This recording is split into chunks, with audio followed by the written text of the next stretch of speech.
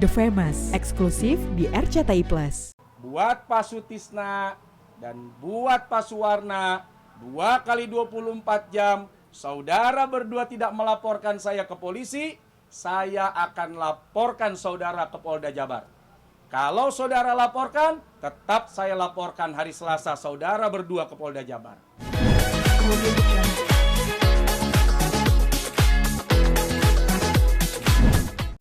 Yang lagi ramai itu COVID.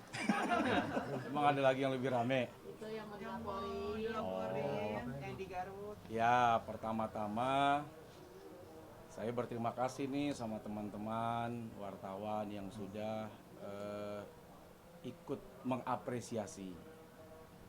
Karena selama ini memang saya diam bukan berarti salah, tapi saya coba memahami dengan saya bersabar. Toh itu saudara saya juga, toh mereka juga bukan orang lain lah boleh dibilang. Tapi kok sehari, 2 hari, 3 hari makin kesini kok kayak keranjingan gitu ya. Keranjingan tuh apa ya? Makin jadi pernyataannya, makin jadi fitnahnya, makin jadi sampai keluar kalimat saya akan laporkan Solmed supaya Solmed kapok. Nah, kalimat itu seolah-olah menunjukkan bahwa dia benar, saya salah. Akhirnya saya berpikir sepertinya perlu direspon. Nah, yang pertama saya ingin mengklarifikasi dulu nih sebelum masuk ke respon saya. Tanggalnya nanti kita bisa cek tanggal berapa, tapi panitia saat mengundang saya, lengkap bukti WhatsApp-nya, lengkap bukti tulisannya, bagaimana Pak Suwarna yang mengatasnamakan panitia itu mengundang saya di Pangalengan, Bandung, Cisewu, Pangalengan, Bandung. Kenapa saya ambil? Karena tanggal 25 saya di Pangalengan, 26 siang saya di Pangalengan. Jadi ketika dia minta malam di Pangalengan, saya iyakan. Karena besok pagi saya harus ada syuting jam 8. Jadi kalau keluar dari situ rasanya berat karena saya perlu istirahat. Perjalanan dari Pangalengan saja ke Jakarta itu bisa sampai 5 jam. Nah, ternyata jam 3 setelah saya selesai acara di Pangalengan siang itu ya, selesai jam 3 masuk asar. Nah, saat ngobrol dengan panitia di Pangalengan, datanglah panitia Cisewu bersama Ustadz Suwarna. Ya, bersama Pak Suwarna datang. Pak Kiai, kita berangkat sekarang. Hah? Berangkat sekarang kemana? Loh, ini acara jauh 2 jam ke Garut. Innalillahi.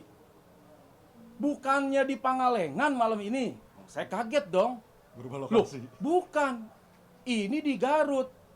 Jadi Cisewu itu bukan Pangalengan, bukan Garut. Lah ini undangannya.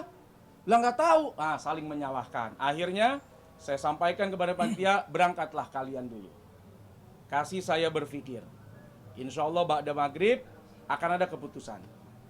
Akhirnya mereka berangkat, kurang lebih asar itu duluan.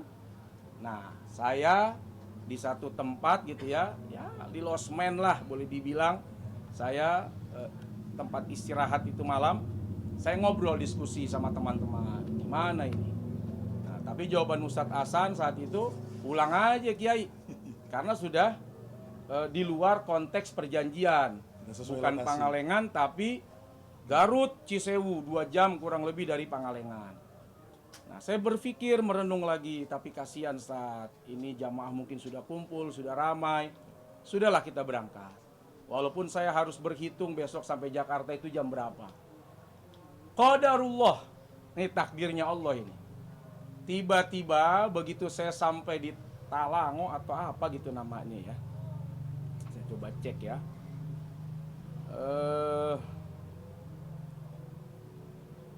Ada datanya semuanya. Ya, lengkap kita punya data.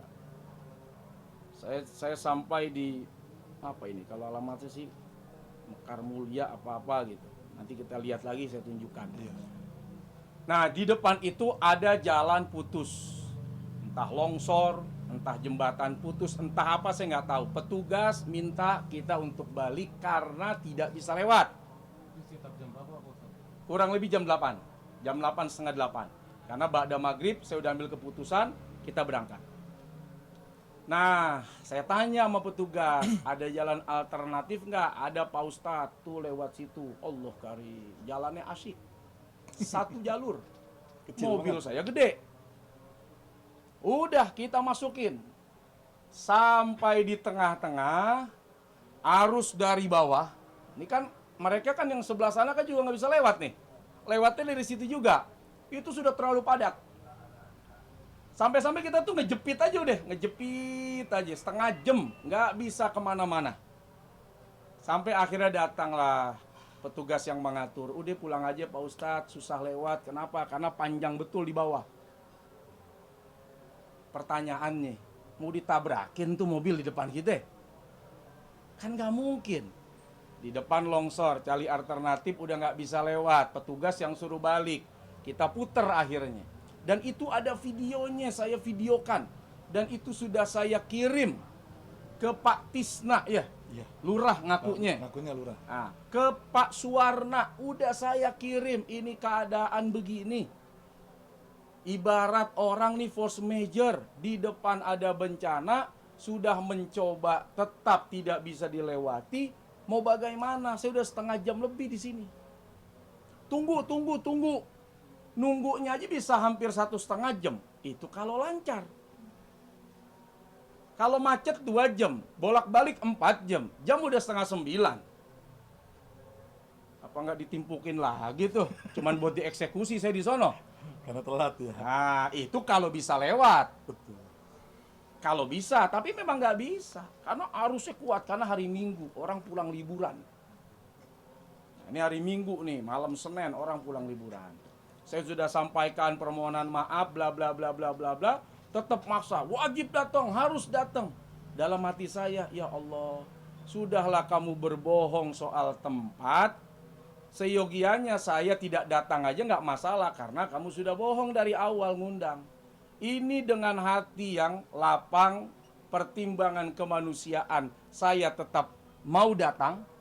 Di tengah jalan ada kendala, jalan longsor. Kemudian saya coba mengalihkan lewat arus yang diminta, ternyata tidak bisa juga. Difitnah lagi. Mana rokok sin saya dibawa, kabur 25 slop. Nah, sekalian promo.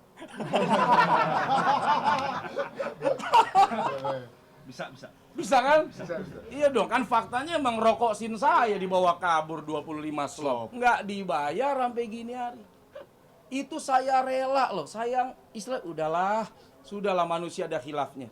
Saya nggak pernah utak-utik ya, mobil saya sampai lecet tuh.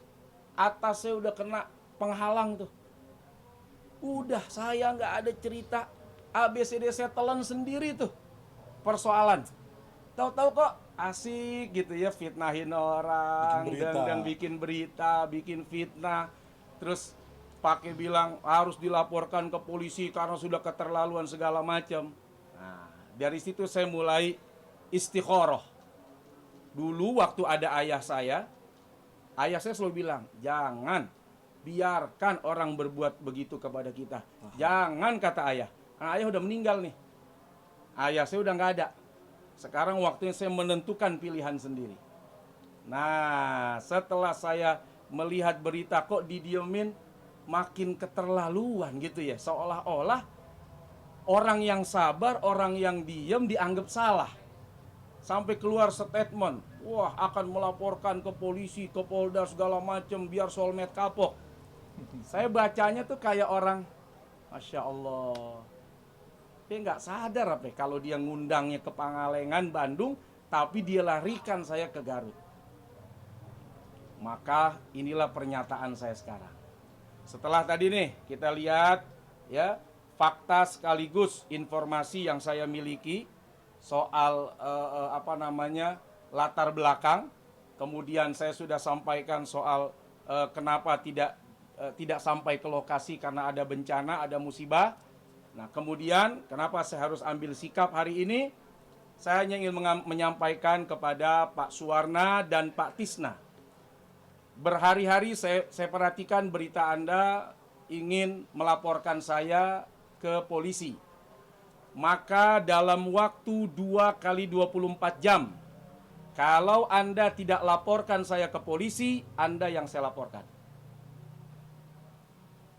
Statement unik ini. Iya.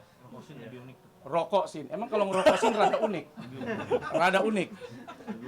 Jadi sekali lagi saya ingin sampaikan kepada Pak Suwarna dan Pak Tisna yang sudah melontarkan fitnah, bahkan mengancam untuk melaporkan saya ke polisi dengan membuat opini-opini di media. Saat ini saya sampaikan kepada saudara Suwarna dan saudara Tisna, 2 kali 24 jam. Kalau saudara tidak melaporkan saya ke polisi, maka saudara berdua yang akan saya laporkan. Dan kalau saudara melaporkan saya, tetap saya laporkan balik. Tetap sama dong. Tetap, nggak ada pilihan. Nggak ada pilihan. Karena sudah bergulir ya. Anda mau laporkan, saya laporkan balik. Anda tidak melapor, saya laporkan juga.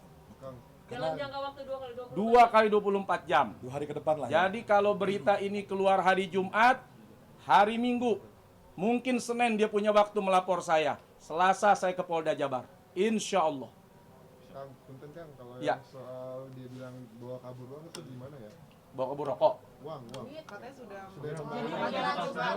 Oh, yang di berita. Semua ada bukti ya. Udah ada panjer katanya 8 juta itu udah di Oke, kita buka ya. Ya Kang. rekeningnya. Rekening saya hampir 1 T. Aduh, nggak enak bongkar rekening. Tanggal tua. Ada aja ya. Apa ini? Tanggal tua. Tapi ini ada nama saya dan nomor saya nih, gimana nih nomor rekening saya? Jujur aja ya. Blur nomornya ya. Tar. Ya kalau nggak nanti post aja Ustaz. Dikirim aja. Screenshot aja tapi di Bisa ya dicoret ya? Pernyataannya aja kali kan. Apa Pak Ustadz? Pernyataannya aja dulu. Oke. Apa? Kirim link. Oke. Saudara-saudara mungkin bisa melihat berapa?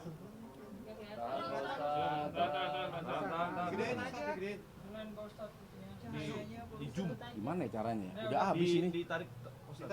Ditarik. Nah.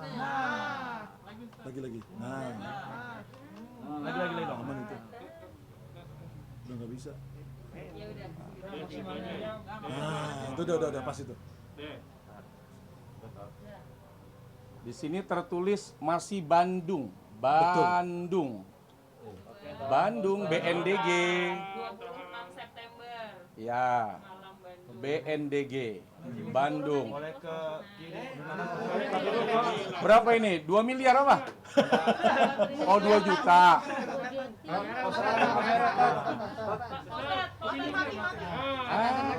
Oke. Nah, sini Pak Ustadz depan. Ya kan dia tunggu saya sampai-sampai. Kalau nyampe baru dikasih. Oke. Rokok udah saya kasih duluan. Aduh. Bawa dah. Ya.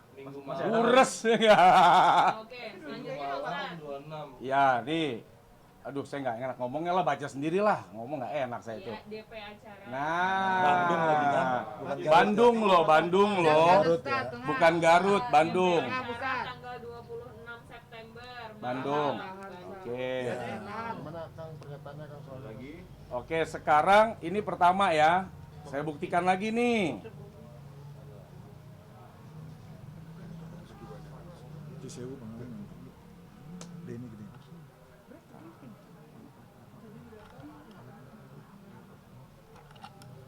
Tidak bicara opini, tapi kita bicara ini loh fakta gitu loh.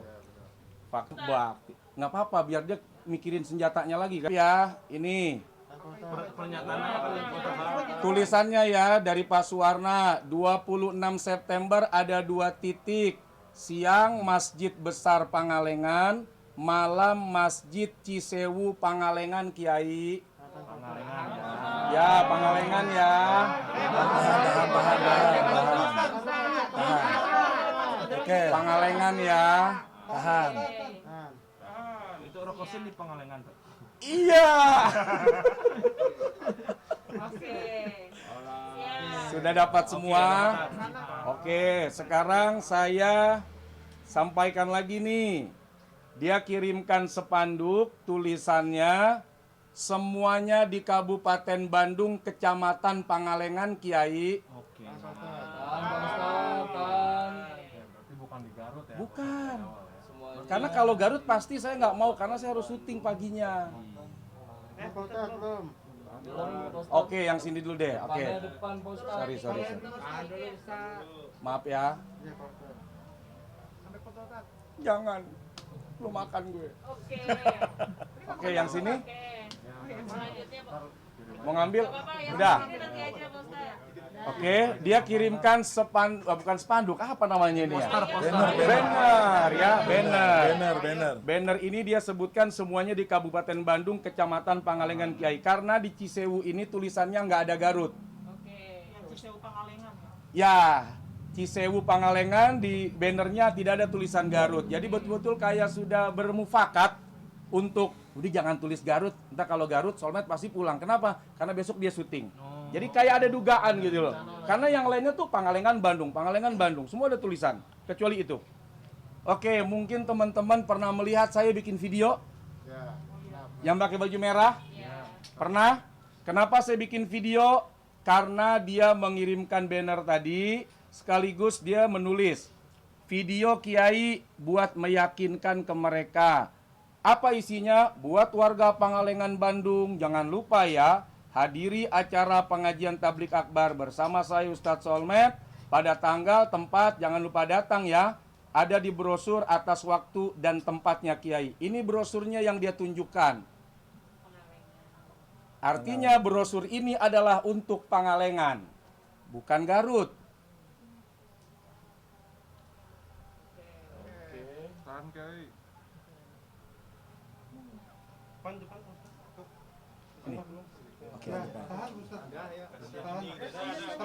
Kamu harus memfokus-fokus ya. Next, Pak Ustadz. Oke, sekarang soal, saya sih dengar lagi pernyataan dia soal fitnah bahwa saya COVID. Iya, benar. Ada videonya itu. Iya, benar. Bahkan beredar itu banyak bahwa dia mengatakan kalau Ustadz Solmed itu COVID. Iya.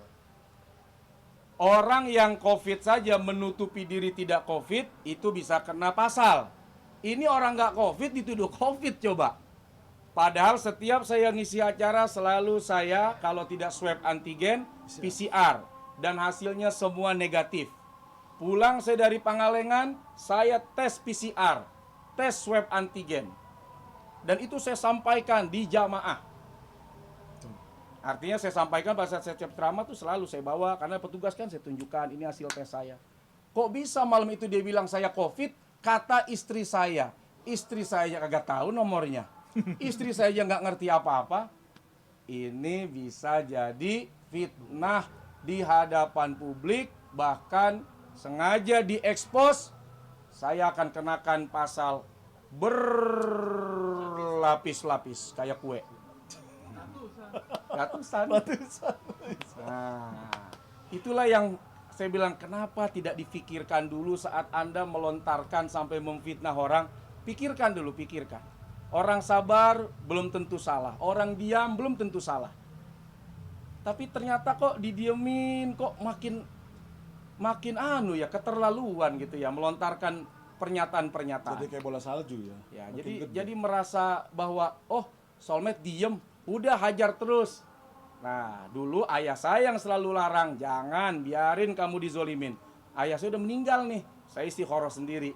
Akhirnya saya putuskan buat Pak Sutisna dan buat Pak Suwarna 2 kali 24 jam, saudara berdua tidak melaporkan saya ke polisi, saya akan laporkan saudara ke Polda Jabar.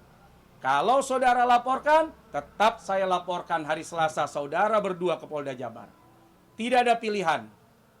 Pengadilan menjadi tempat kita adu argumen. Tidak ada kata damai. Kecuali saudara meminta maaf dan saudara sebarkan kembali permohonan maaf saudara atas fitnah yang saudara lontarkan. Karena buat saya sangat-sangat, Masya Allah, saya sudah dibohongi dan saya tetap berangkat. Di depan ada bencana, kemudian mobil saya sampai harus lecet. Ditambah lagi saudara memfitnah saya, memfitnah istri saya, memfitnah kalau saya kena COVID. Saya pikir mungkin penjara saudara rasakan atau saya yang merasakan penjara, kita selesaikan di pengadilan. Berarti masih membuka jalur damai, Pak Ustadz? Damai kalau dia minta maaf. Tapi kalau tidak mau minta maaf, kita selesaikan di pengadilan. Kemudian